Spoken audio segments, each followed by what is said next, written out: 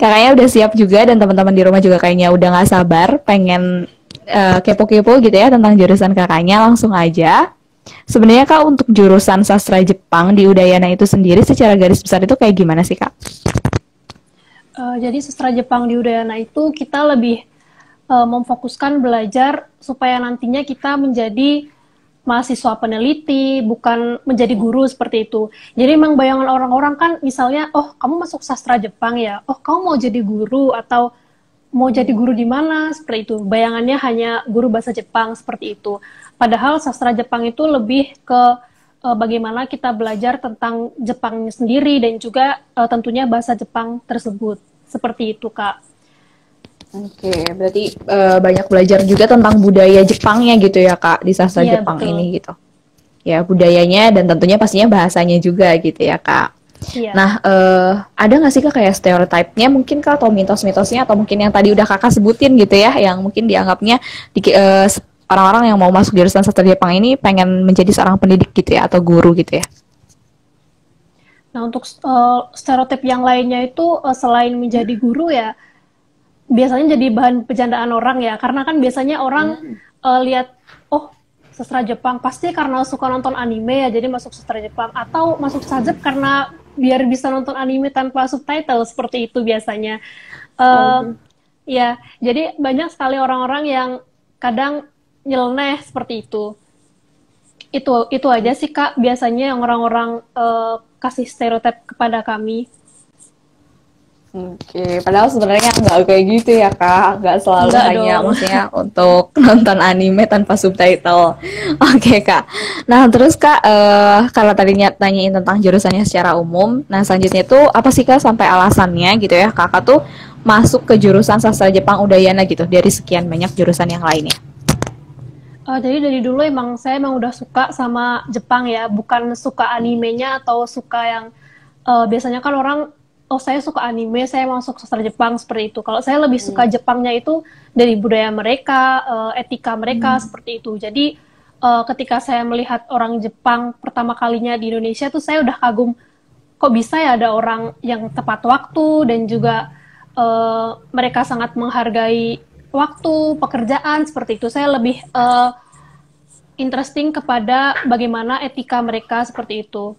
Dan juga dari itu saya mulai kepo-kepo, saya mau belajar bahasa Jepang, saya mau belajar lebih dalam bagaimana negara Jepang dan juga etika bisnis Jepang seperti itu, Kak. Oke, keren banget ya Kak alasannya. Tadinya mungkin tertarik karena memang etika orang Jepang ya, budaya orang Jepangnya gitu yang mungkin cukup berbeda dengan orang-orang di Indonesia gitu ya Kak. Sampai akhirnya Iya. kakaknya ya mau masuk ke jurusan sastra Jepang untuk memperdalam tentang Jepangnya itu sendiri. Oke Kak, nah terus kalau misalnya di jurusan kakak itu ada nggak sih kayak misalnya mata kuliah favorit atau mungkin tugas-tugas yang khusus gitu Kak yang mungkin berbeda dari jurusan yang lain?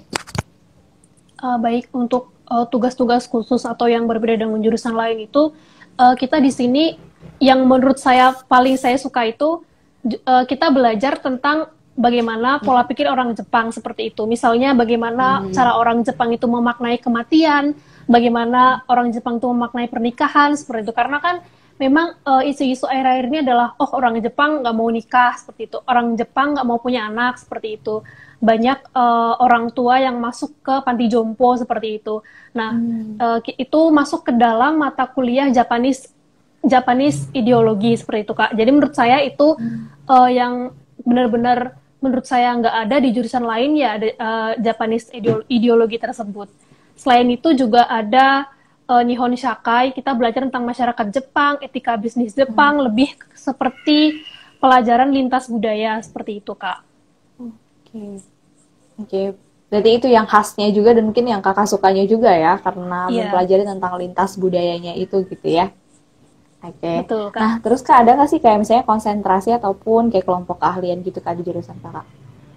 Pastinya ada. Jadi Ada apa banyak gitu kak? sekali, banyak sekali senior-senior saya itu yang dari sastra Jepang dia bekerja sebagai interpreter maupun translator. Interpreter itu adalah apa namanya penerjemah yang berbicara, penerjemah langsung seperti itu Pak. Sedangkan translator itu penerjemah tulis. Jadi nanti di sekitar semester 5 kita akan mulai belajar bagaimana sih translasi dengan cara berbicara maupun nulis itu ada tekniknya seperti itu Kak. Dan nanti akan difokuskan, dikerucutkan kembali saat semester 6. Itu kita bisa memilih mau translasi atau interpreter seperti itu Kak. Oke, kalau kakaknya sendiri pilihnya apa nih Kak? Kalau saya lebih ke interpreter yang berbicara. Karena saya suka berinteraksi dengan orang, ya seperti itu. Oke, berarti sesuai dengan kesukaan kakak atau minat kakaknya sendiri ya. Oke, Iya. kakaknya sendiri udah di semester berapa sekarang Kak? Sekarang semester 7 dan saya udah nggak ikut mata kuliah lagi di Udayana. Sebenarnya masih ada beberapa mata kuliah di semester 7. Namun karena saya berkesempatan untuk mengikuti program Japanese Studies dari pemerintah Jepang, itu beasiswa untuk kuliah di Jepang. Nah, karena pandemi COVID ini, untuk sementara waktu saya masih belum bisa berangkat ke Jepang, dan kemungkinan awal tahun depan, sekitar Januari atau Februari, saya bisa berangkat ke Jepang untuk mengikuti Japanese Studies di universitas di Jepang, seperti itu Kak. Jadi sekarang saya masih online mengikuti mata kuliah online di Universitas Jepang sambil menulis skripsi, seperti itu Kak. Waduh, keren banget ya Kak. Berarti nanti mungkin di tahun baru gitu ya, dengan awal yang baru gitu ya, seusai mungkin nanti pandemi semoga cepat kelar juga gitu ya, cepat berakhir juga ya, dan kakaknya bisa terbang ke Jepang juga gitu ya. Untuk berapa lama tuh Kak kalau boleh tahu? Jadi program Japanese Studies itu yang menyelenggarakan adalah Monbuga Gakusho, itu beasiswa dari pemerintah Jepang. Itu lamanya adalah 1 tahun Kak. Ini saya sudah berjalan sekitar 1,5 bulan, itu saya kuliah online dari Bali di universitas saya di Jepang, Kobe Women's University. Ya. Kobe Women's University, oke, keren banget ya Kak, semangat terus ya. Berarti untuk tahun depan mungkin 1 semester lagi gitu ya Kak? Iya. Oke, keren banget berarti. Kita lanjut aja ya. Tadi kita udah bincang-bincang tentang mungkin student exchange-nya kakak gitu ya ke Jepang, yang tadi keren juga. Nah, kalau misalnya untuk di Udayana gitu ya, kita nanya-nanya tentang Udayana dulu nih ya kak. Untuk jalur masuknya sendiri untuk jurusan kakak khususnya itu ada berapa jalur kak? Jadi kalau di Udayana itu mungkin sebagian besar jurusan ya ada jalur masuknya adalah SNMPTN, SBM dan Mandiri. Nah, dulu itu di Udayana Mandiri itu tidak ada SPI-nya, namun semenjak tahun lalu sepertinya sudah ada. Jadi bagi teman-teman yang mungkin tidak diterima di SNM atau SBM, pertimbangkan di Mandiri mungkin lebih dipertimbangkan lagi ya karena ada SPI-nya seperti itu. Oke, berarti ada jalur-jalur yang udah kakak sebutin gitu ya. Dan untuk cara masuknya sendiri kak mungkin bisa diakses sama teman-teman di mana ya kak? Untuk cara masuknya maksudnya kan seperti tadi ya kak ya, SNM, SBM dan Mandiri ya. Ya, untuk SNMPTN di situsnya. Itu kan ya di kita kalau buka situs di Udayana atau biasanya itu Udayana bakal ngasih pengumuman di Instagram kak. Jadi di Instagram misalnya kita buka jalur, udah buka nih jalur SNM, SBM mulainya kapan, Mandiri juga kapan, itu semua udah ada di Instagram Universitas Udayana. Oke, berarti udah lengkap banget informasinya, tinggal dipantengin aja buat teman-teman yang pengen masuk sastra Jepang Udayana gitu ya. Oke. Nah kak, mungkin kakaknya bisa dong kasih tips-tips nih ya untuk teman-teman yang mungkin sekarang lagi juga ada di jurusan sastra Jepang gitu ya di semester awal-awal ini gitu, untuk mahasiswa-mahasiswanya. Apa sih kak tips untuk kuliah di sastra Jepang Udayana ini? Apalagi kayaknya keren banget nih, udah bisa ikut beasiswa gitu ya ke Jepang. Ya. Jadi sebenarnya mau kita kuliah di jurusan apapun, menurut saya kita harus tekun ya, karena sebenarnya pinter aja tuh di kuliah nggak cukup gitu. Kita harus tekun juga, harus belajar. Selain belajar juga kita harus masuk ke organisasi. Jadi menurut saya banyak sekali anak-anak sastra Jepang tuh yang dia hanya belajar saja, tidak ikut organisasi. Padahal dengan mengikuti organisasi itu kita bisa melatih public speaking yang nantinya akan berguna apabila kita menjadi interpreter seperti itu. Jadi tips dari saya untuk maba sastra Jepang dan ataupun bahasa Jepang di program studi lainnya di Indonesia, jangan hanya terfokus pada mata kuliah sehari-hari, namun juga latih di organisasi, kepanitiaan seperti itu kak. Oke, dan satu lagi lah ya, kak. Dan satu lagi, kalau misalnya ada lomba-lomba bahasa Jepang, ikuti aja lah meskipun kita masih kaleng-kaleng, masih belum bisa bahasa Jepang dengan lancar. Namun dengan ikut lomba itu salah satu cara supaya kita bisa belajar bahasa Jepang seperti itu, Kak. Oke, keren banget nih. Tipsnya lengkap banget gitu ya. Tadi selain mungkin kita harus bisa ngasah soft skill gitu ya, terus juga bisa berprestasi dengan caranya kita sendiri gitu ya, ikutin kompetisi-kompetisi yang memungkinkan juga gitu ya bagi kita gitu. Apalagi untuk Iya, betul. kompetisi di bahasa Jepangnya atau sastra Jepangnya. Oke, nah Kak, untuk prospek kerjanya sendiri, jurusan sastra Jepang ini tuh kayak gimana sih Kak? Terus alumni dari jurusan sastra Jepang Udayana juga kebanyakan itu kerjanya di mana? Iya. Jadi dari sastra Jepang juga sebenarnya ada yang bisa jadi guru seperti itu, Kak. Namun Hmm. untuk jadi guru itu kan perlu sertifikasi guru ya. Jadi setelah dari sastra Jepang, saya juga kurang tahu nanti akan ada sekolah untuk mendapatkan sertifikasi guru seperti itu. Ada juga yang menjadi guru-guru di LPK, banyak juga yang menjadi dosen di sekolah tinggi bahasa asing, banyak juga yang kerja di Jepang itu kayak misalnya jadi ada yang kerja di bandara jadi petugas bandara juga banyak, Kak, dan sebagian besar itu yang kerja di Jepang itu biasanya jadi translator maupun interpreter. Jadi sastra Jepang itu kan karena kita belajarnya benar-benar sangat mendalam dan kita juga belajar bagaimana bisnis Jepang. Jadi kebanyakan dari kita juga banyak sekali yang bekerja di perusahaan Jepang, terutama menjadi interpreter maupun translator seperti itu, Kak. Oke, berarti banyak banget yang emang langsung gitu ya di perusahaan-perusahaan Jepang Iya. gitu ya. Oke, nah pertanyaan terakhir dari aku nih ya Kak, apa sih Kak kayak rencana ataupun harapan Kakak mungkin setelah nanti lulus gitu kan, bentar lagi gitu ya, setelah mungkin nanti program yang beasiswa ke Jepang itu juga gitu ya, sambil sekarang skripsian nih, apa sih Kak? Iya.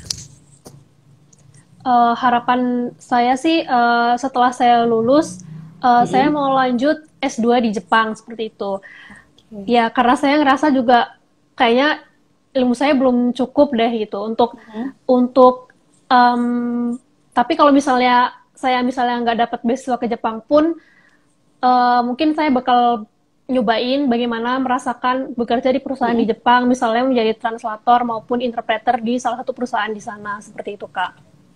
Oke, berarti udah kegambar banget nih ya untuk rencana-rencana nanti setelah lulus, kalau misalnya ada kesempatan untuk bisa lanjut kuliah, kalaupun mungkin nanti kesempatannya untuk kerja dulu, bisa kerja dulu juga di perusahaan-perusahaan Jepang gitu ya Kak. Oke, keren Iya, banget ya betul. Kak.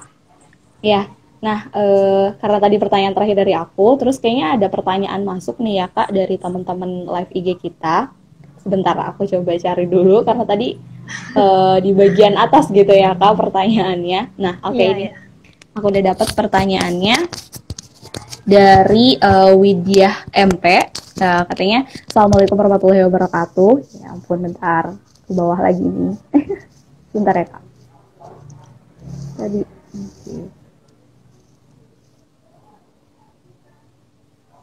Okay. Sebentar. Nah, nih.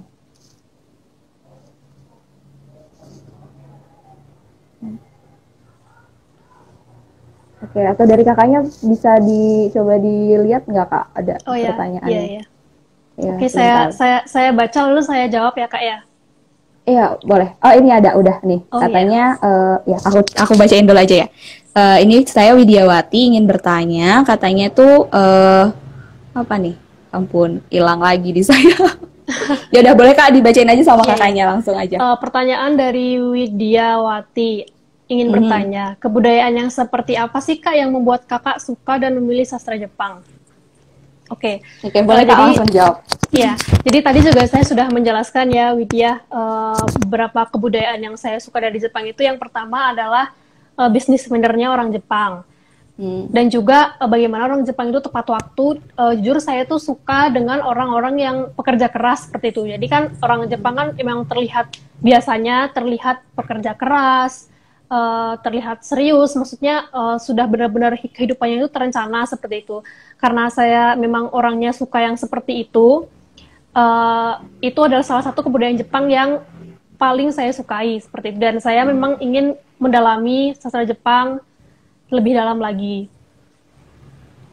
Oke, semoga terjawab ya tadi untuk yang menanyakan gitu. Sebenarnya udah dijawab juga tadi di awal, tapi mungkin lebih dijelasin lagi sama kakaknya gitu ya tentang pekerja keras dan juga tepat waktu gitu ya kebanyakan orang-orangnya dan budayanya juga. Oke Kak, kayaknya udah nggak ada lagi pertanyaan nih ya dari teman-teman yang live gitu ya.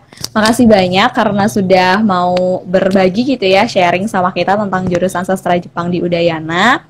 Lancar-lancar juga Kak untuk beasiswanya, kuliah ke depannya dan juga rencana-rencana ke depannya juga. Sehat juga gitu ya Kak di Bali. Mungkin ada yang ingin disampaikan untuk terakhir untuk teman-teman yang live gitu Kak? Mungkin kalimat penutup aja ya.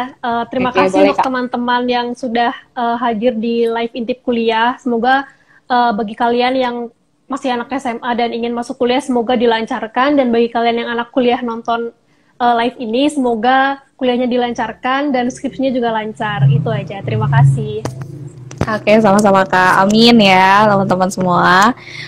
Dan mungkin kita cukupkan dulu untuk pertemuan kita kali ini dengan Kak Gitsari ya, dari Sastra Jepang Udayana gitu ya. Terima kasih banyak untuk kesempatannya. Semoga kita bisa ketemu lagi di lain kesempatan gitu ya Kak. Mungkin bincang-bincang tentang yang lain gitu ya. Dan untuk teman-teman semua nggak usah khawatir, kita bakalan save live IG ini gitu ya. Jadi teman-teman silahkan nanti tinggal dilihat aja di Instagram kita Intip Kuliah.